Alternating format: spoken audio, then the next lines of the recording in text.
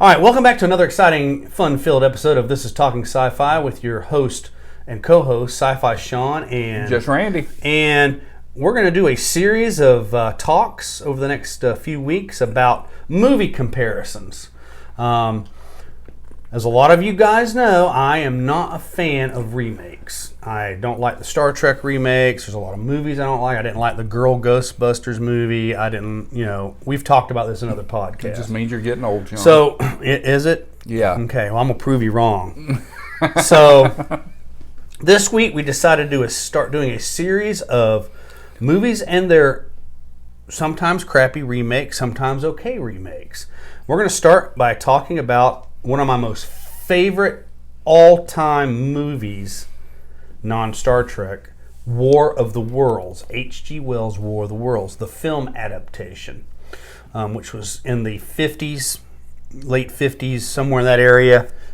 They show it every Halloween. I'm a huge H.G. Wells fan, and this is my favorite movie that H.G. Wells had something to do with. And basically, what we would like you to do after you've watched these podcasts is find the two movies we're talking about and do a side-by-side comparison of the two, because it will shock you sometimes. Yeah. And you have to listen. If you're a fan of the original, you find certain what I call Easter eggs or whatever in the remake movies and all that. So War of the Worlds was done. The original, let's see if there was an actual date on this. No, I don't see it. I'm sorry. If you find the date, Randy, just put it on here. And it's based on the novel by H.G. Wells. Everybody knows about the War of the Worlds movie by H.G. Wells. I love it. The technology for they didn't have the CGI like we do now. Right. And it was all you could, if you watch this movie, you can actually see strings on the Martian war machines as they're going across land. And it's about the destruction of Earth from our closest planetary neighbor, Mars, the Martians. They came in giant, what they thought were meteors, crash land in different parts of the world and open up. And these giant hovering machines, you can put a picture of it here, come up and start hovering, and they kill people, and they have lasers and disruptors, and they're wanting to take over all our resources because Mars had depleted all of their natural resources. Right. And so it focuses on Dr. Clayton Forrester, which is the main character. He's a geologist that happens to be on a fishing trip, and this meteor comes down, and the local law enforcement know that this guy is camping, this Dr. Forrester, so they go up to his campsite and talk to him about it, and they get him to come down and take a look at the meteor that's crashed, and it's in a gully, and he says, well, this is kind of weird because when meteors crash, they leave these big giant craters, and there's all this destruction. He goes, this thing came in and slid in for a landing. Right. And at that time, they didn't know that they were the Martians. So they go up to explore what's going on, and Dr. Forrester has a Geiger counter in his truck, and it starts going off, and the people are freaking out. And he goes, it's radioactive. So they go and they finally find out that there's aliens in this thing, and they come out and they start laying waste to every type of military technology that we have in that time. Yep. And they drop bombs on it. They shoot missiles at it. Nothing. They have a force field, and they discover this. And the really great thing about this is when you watch the original, you can see the force field, and it's it's like a dome, like something you would set on top of a model to protect it, but it was transparent. Right. And that was the technology they used. So when the flash happened, I saw the force field, but you can see the strings too. But that's right. So yada yada yada. It shows how humanity normally reacts in a world crisis, which we're seeing a lot of that nowadays, unfortunately, without frickin' Martians. I watched it for the first time a week ago. I'd never seen it. And what did you think about it? I loved it. I don't like movies from that era. I hate that look, the camera look, the fake background look. I can't stand that. Right. What I like about new movies is because it really looks real to me. But for that movie, to go back and watch it, I thought they did a fantastic job, and I thought the acting was great, and his character having to take care of the girl and Dr. Forrester. Yeah. He the town's lady that was there. Right. Her uncle was the minister that got killed trying to surrender to them. Right. Yeah. He got vaporized or whatever. But I thought it was fantastic. And when they were in the house and they were using like the AC duct as the arm of the eyeball. That was pretty good. Someone had a rendition of that eye at Sci-Fi Bartow 2 years ago. Oh, I didn't it realize was beautiful. That. I wouldn't even noticed it or recognized it. It had the 3 tricolor eyeball thing on it and all that. Well, Dr. Forrester and his companion are trying to get to the West Coast to get with other scientists to figure out how they're going to stop the aliens. So they run into mobs of people which are out for themselves. They're looting, they're stealing, they're afraid. They steal the vehicle they're in, left them walking, beat the crap out of Dr. Forrester. Yep.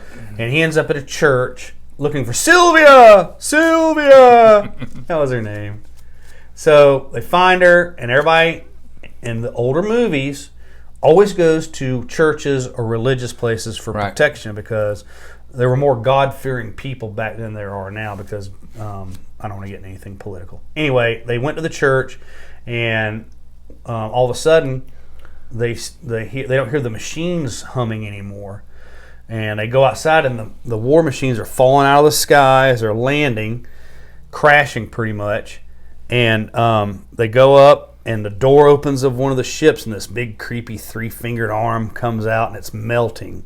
Yeah. And it turns out that with them not living on Earth, they didn't have a natural immunity to Earth germs. So basically, the common cold killed the Martians, or the COVID, whatever you want to look at it as, killed the Martians. So that puts an interesting spin on reality right now, in my opinion. Yeah. People that are being affected by COVID, are they aliens or were they aliens? Okay, maybe so. It could be somehow. Anyway, great movie. I love it. I watch it. I used to just watch it on Halloween night because that's when H.G. Wells did his original radio podcast or a broadcast podcast back a long time ago, and all the people killed themselves because they thought it was real and it was mass hysteria. Holy hell! So that's crazy to think. Flash forward to when was this? When was the remake done? Do you remember? It had Tom Cruise in it and a little squalling ass little kid that couldn't keep her mouth shut and a belligerent teenager. And it takes a different view, and they do some different technology things with this movie. I didn't care for it. You didn't? No. Oh my God! I loved it. I'm funny, and nothing against my ex-wife, but I hate movies that involve split marriages. And that was what was going on. Yeah. Tom Cruise gets the kids for the weekend. The mom and the really brilliant guy go off somewhere for vacation. Right. The kids are disrespectful to Tom Cruise's character as the father. He's trying his best, and all of a sudden there's these lightning storms that come out of nowhere, and they slow it down, and it turns out they're aliens in these bolts of lightning. And the ships were already buried. Here. They buried the ships on Earth hundreds of years earlier, and they built cities over them. So when they come up out of the ground, they're manned by these aliens, and they go through. And there's really not a big, I think, and you've watched both of them, and as I have, they left a lot out of the newer one. You had to kind of fill in the gaps from. You'd have to actually kind of see the original to understand what was going on because they didn't go into the whole why they came to Earth and all that. Right. I had watched this one prior when it first came out. I loved it. And then when I watched the old one, then I realized, there's some things that I didn't realize. Right. One of my favorite parts, though, is when they're held up in the house and the guy that played in Shawshank Redemption, I can't remember his name. Robinson, there you go. That was a fantastic segment of scenes. What was his deal?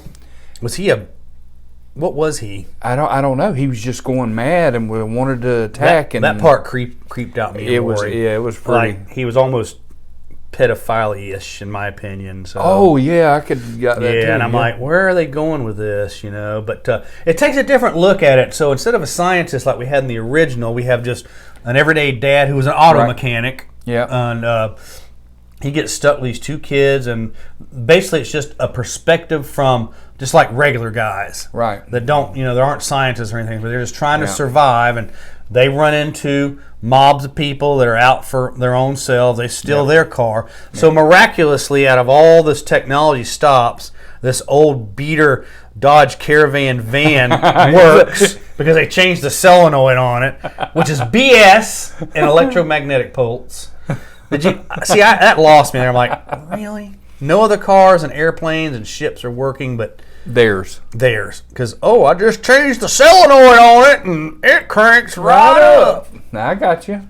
And what do you think of them storing the people under the walking pods? I didn't understand why they were doing that.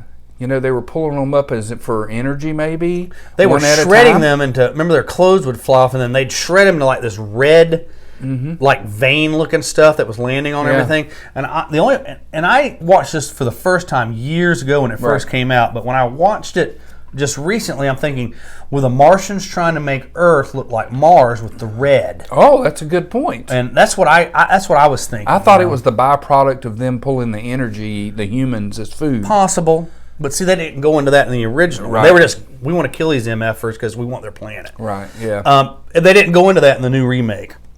They could have done a lot better.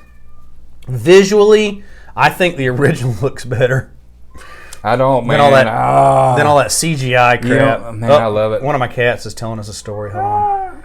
Hey, quit singing karaoke. We're trying to do a podcast in here. Meanie, I know that's you. Sorry about that. Yeah? I know you like Tom Cruise. No, I didn't like him in this movie. Don't argue. Don't talk over me. Okay? Back off. Good girl. See? My cats talk.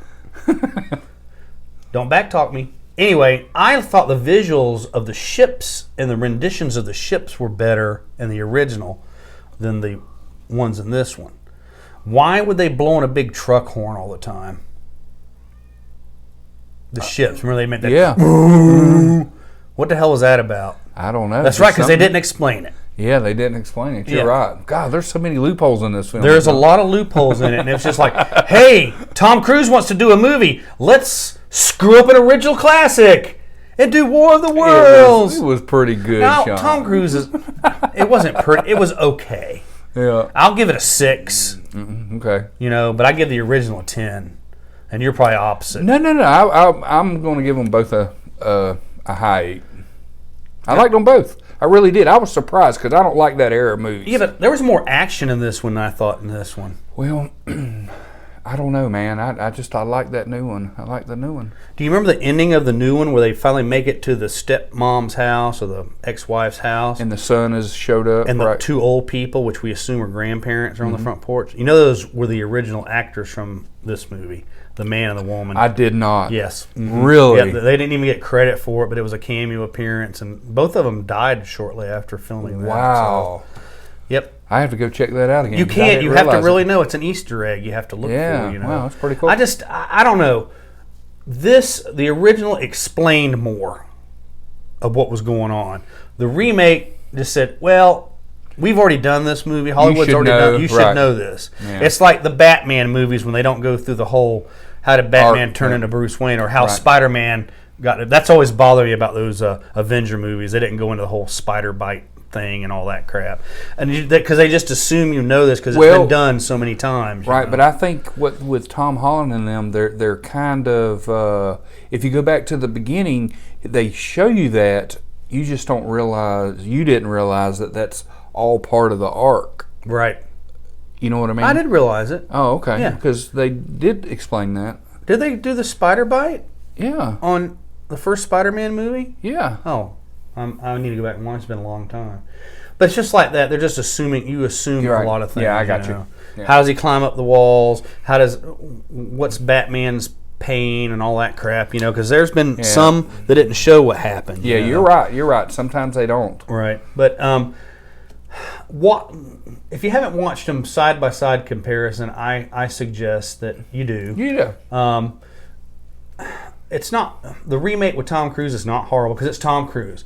I'm not a kid in a movie kind of person. I don't like the little girl screaming and crying and whose car is this? What are we doing? I need a sandwich. I don't like crap. I want to see the adult content. Am I lying? Is that not happening? That's you. That's you. That's what you. That's You don't like that. I don't care for that very much. So if I want to see a bunch of little kids screaming, yelling, I'll go down to the park and watch them. I don't want it in my damn movie. I'm sorry. That's just the way I am. But, I like kids. Don't get me wrong. No, yeah, I do. I like your kids. Your kids are like the mutants. They're like the X-Men mutants. That's right. One of them's got this power. One of them's got this power. One of them can jump and flip and fly. And that's right. One of them's like Logan. He's quiet, dark, and kind of into himself. And, that's right. And then you got the Beast. Yeah. He's a cool kid, but then all of a sudden he's like...